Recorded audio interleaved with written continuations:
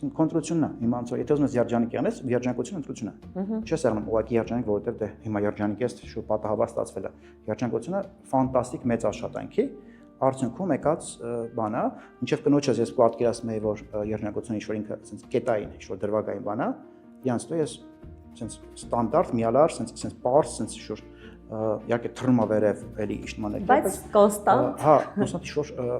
զգացողությունն է, որը ֆանտաստիկ է, բայց դրան հասել եմ ես ինքն էլ իր կողմից շատ մեծ աշխատանքի շնորհիվ։ Հիմա կարող եք ձևակերպել ինչ է երջանկությունը, թե այլ բառերով դա չեք կարող ասել։ Չէ, այդ համատեղ ներդաշնակությունն է, այդ խաղաղությունն է, այդ լիարժեք վստահությունն է, այդ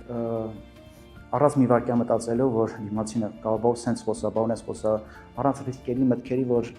բա որ վաղը լուրջ խնդիր ունենանք, բա որ վախ ունենանք, բա որ ինքը դավաճանի, բա որ էս լիարժեք անկախ այդ առանց մտքերի, լիարժեք արմնացորդ սիրելով